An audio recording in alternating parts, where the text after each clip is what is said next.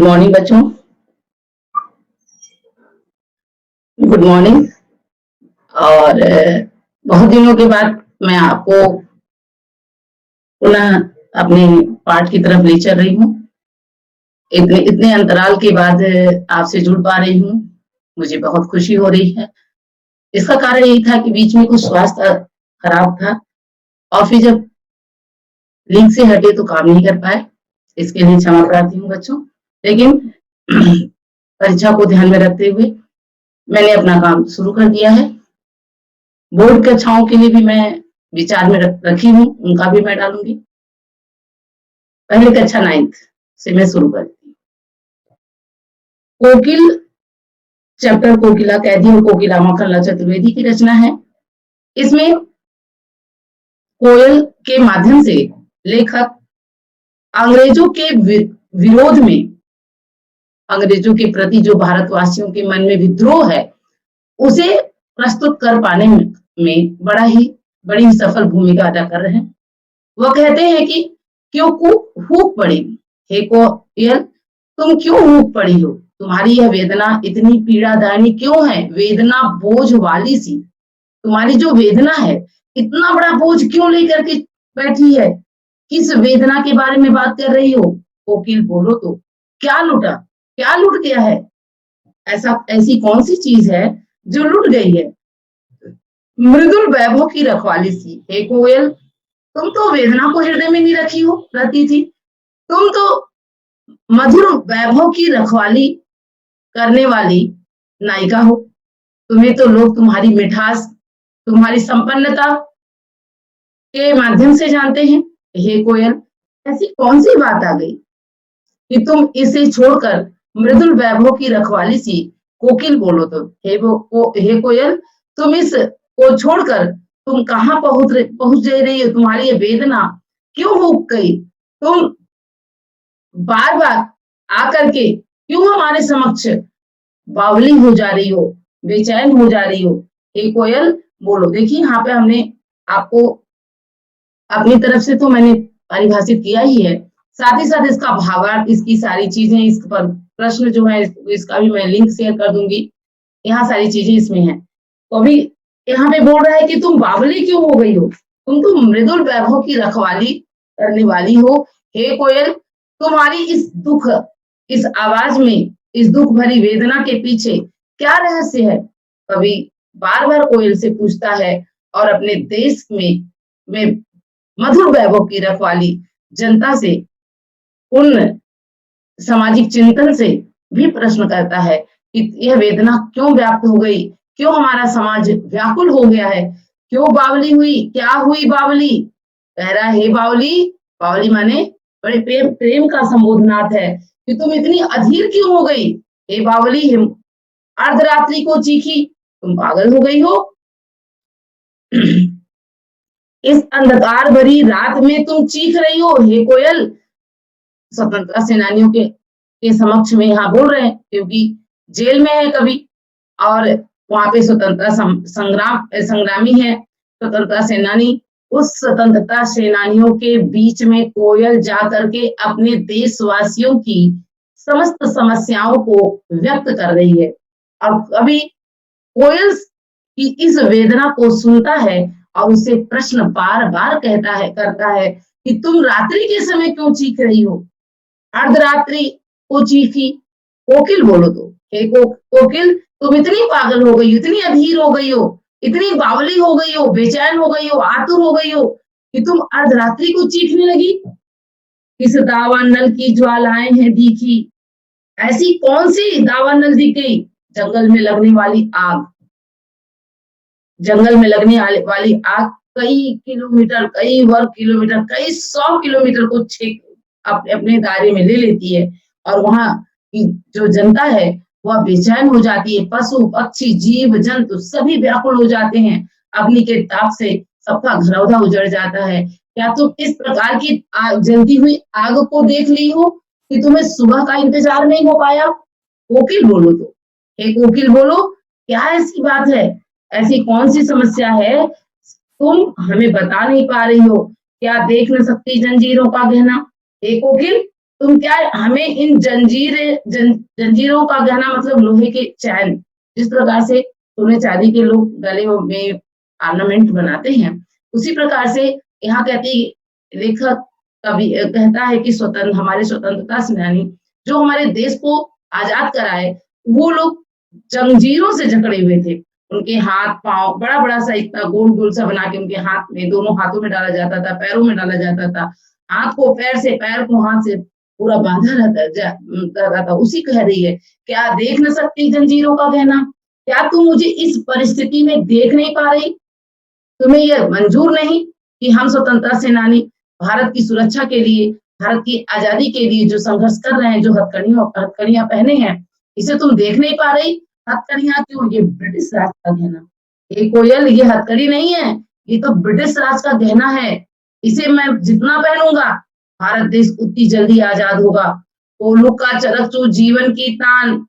ये कोयल, ये तो जीवन की तान है। इसे तो मनुष्य को खींचना ही पड़ता है, जिस प्रकार से बैल, कोल्हू का बैल, जब एक तेल निकालना, तेलियों के घर में एक स्थान होता है, जिसमें एक बैल के मुख में जबड़ा बांध करके उसे मार करके लोग घुमाते थे, डंडा पीछे से मार-मार के, भोजन भी नहीं देते थे और वह उसे खींचा जाता था और उसकी जो चरकचू का मतलब उसमें आवाज आती है। जब कोई मशीन चलती है तो आवाज आती है, तो वह एक डंडा रहता था लंबे से, उसके कंधे पर डाल दिया जाता था, बैल उसको खींचता रहता था और उसमें लोग राई डालते थे और उसमें से तेल निकलता। अभी भी गाँव में ऐसा देखने को कह रहा है। तो कह रहा कोल्हू का चरकचू जीवन की तान, यही तो जीवन की तान है, यही तो रहस्य है जीवन का। जो अपने संघर्ष के लिए, जो अपने आजादी के लिए, जो अपने स्वाभिमान की रक्षा के लिए इसका विरोध नहीं करता, गुलामी का विरोध नहीं करता, वह मनुष्य मनुष्य नहीं होता। हे कोयल, हम सेनानी, हम स्वतंत्रता सेनानी इन जंजीरों के गहनों को पहनने के लिए ही बने हैं। ये तो हमारे लिए ब्रिटिश सत्ता ने गहना दिया है।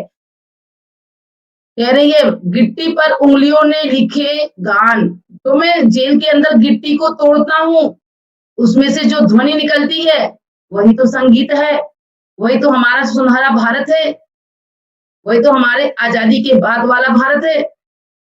मोट खींचता लगा पेट पर जुआ, अपने पेट की भूख को दबा करके उसे बांध देता हूं मैं कस के, और मैं जुआ मतलब क्या है? जुआ मतलब वही जो लकड़ी है जो उसके गले, बैल के गले में डाली हुई गई है और उसे वो लगा लगा के घूम रहा है और अपनी भूख प्यास को रोके रखा है। कह रहा है, खाली करता हूँ ब्रिटिश अकड़ का कुआं। मैं अपनी भूख, जनता उस समय त्राहिमाम थी, जनता के पास पर्याप्त भोजन, पर्याप्त वस्त्र नहीं थे, न लोगों के पास घर थे, सभी अतृप्त थे। वहां की ये बात बोल रहा है कभी, खाली करता हूँ ब्रिटिश अकड़ का कुआं। मैं माने भारतवासी, मैं माने स्वतंत्रता सेनानी, उन दिनों अंग्रेजों की प्रत्येक जाति का जो जो भारतीय जनता पर अत्याचार वो करते थे या भारतीय सेनानियों पर जो अत्याचार करते थे, उसे भूखे रहकर, प्यासे रहकर, कई कई महीनों भोजन ना पाकर भी वह उस विरोध को जारी रखते थे। ये सबसे बड़ी जीत थी। कहीं कह रहा है कि मैं उन खाली करता हूँ ब्रिटिश अकड़ का कुआं, जो गहराई तक जाकर के ब्रिटिश सत्ता के हृदय में अकड़ भरी हुई है, मैं उस अकड़ को खाली कर रहा हूँ। दिन में करुणा क्यों जगे रुलाने वाली, इसलिए रात में गजब ढा रही आली। हे आली, हे सखी, हे कोयल, तुम गजब हो ढा रही हो इस रात्रि के समय में। रात्रि के समय में भी तुम्हारी आवाज हमें क्रांति करने के लिए मजबूर कर रही है। दिन में करुणा क्यों जगे रुलाने वाली। हे कोयल, दिन के समय में तुम्हारी यह मीठी आवाज हमें अपने कार्य को करने में बाधक न बने, इसलिए तुम इस करुणा को जागृत नहीं करती। लेकिन हे अली, हे सखी, तुम रात्रि के समय में अद्भुत बोल रही हो, तुम्हारी यह आवाज अद्भुत है, इसलिए हे कोयल, तुम गजब ढा रही हो, तुम हमारे हृदय में क्रांति का बीज भर रही हो, देश क्रांति का, देश को स्वतंत्रता कराने का, ब्रिटिश सत्ता के प्रति विद्रोह का बीज बो रही हो। हे कोयल, तुम इसलिए इस रात्रि के समय में जो गीत गा रही हो, हे सखी, वह गजब ढा रही है। जीवन की उस लक्ष्य की तरफ पड़ाव दे रही हो जहां मैं जाना चाहता हूँ। फिर आगे देखिए, कवि कहता है कि इस शांत समय में, कौन से शांत समय में? रात्रि के समय में। इस शांत समय में अंधकार को वेद रो रही क्यों हो? इस समय जब सभी लोग सोए हुए हैं, समस्त चराचर निद्रा में है, शांत आकाश पाताल धरती पे रहने वाले असंख्य जीव जंतु, मनुष्य, व्यक्ति, स्वयं ब्रिटिश सत्ता की सेना, सभी शांत हैं। तो कह रहा है इस शांत समय में अंधकार अपने आप में भयावह है, और उस भयावह के समय तुम जब रोती हो, रो रही क्यों हो? कोकिल बोलो तो। ए कोकिल, कौन सी ऐसी भयावह बातें तुम्हें याद आ गई? चुपचाप मधुर बीज इस भांति बो रही क्यों हो? कोकिल बोलो तो। हे कोकिल, तो इस शांत समय में तुम्हारी यह मीठी मीठी आवाज जो हमें लुभावनी लगती थी, जब तुम आज रो रही हो, आज तुम व्याकुल हो, तुम छटपटा रही हो, जब मैं इस शांत समय में, मैं माने कौन? स्वतंत्रता सेनानी, जब इस तुम्हारी इस आवाज को सोते हैं तो वह सुनते हैं तो वह सो नहीं पाते, वह शांत नहीं रह पाते, उनका मन स्थिर नहीं रह पाता, वह क्रांति करने के लिए उतावले हो जाते हैं। इस भांति भी चुपचाप मधुर बीज, चुपचाप से मधुर बीज को बो रही हो। ये कोयल बोलो, ऐसा तुम क्यों कर रही हो? इस भांति बो रही हो, कोकिल बोलो तो। हे कोकिल, तुम जो चुपचाप से हमारे जीवन में, किसके जीवन में? स्वतंत्रता सेनानियों के जीवन में, उनके जीवन को कर्तव्य पथ पर आगे बढ़ते रहने के लिए तुम चुपचाप से प्रेरित कर रही हो, इस भांति बो रही हो, कोकिल बोलो तो। हे कोकिल, तुम कर्म क्षेत्र में हम सेनानियों को झोंक रही हो, आगे की तरफ बढ़ा रही हो। तुम्हारी ही तो ऐसी विचारधारा है, जब हम स्वतंत्रता सेनानी देश के लिए मर मिटने के लिए आतुर हो जाते हैं। इस प्रकार से कवि ने अपनी कविता के माध्यम से स्वतंत्रता सेनानियों के जीवन में हुए परिवर्तन और अपने कोकिला के माध्यम से, अब अपने मधुर वैभव की रखवाली के माध्यम से वह विद्रोह को व्यक्त कर रहा है, क्योंकि भारतवर्ष सब कुछ स्वीकार कर सकता है, लेकिन अपने वैभव को विखंडित होते नहीं दे सकता, अपनी समृद्धि, अपनी संपन्नता को विखंडित होते नहीं हो, छीर्ण नहीं होने दे सकता, और इसकी रक्षा वह करेगा। यही चीज तो कोयल कर रही है, और वह सबको उद्घोषणा कर रही है, बता रही है। इसके साथ ही आज का वीडियो यहीं पर, कल हम फिर आपको आगे की तरफ ले चलेंगे। आज के लिए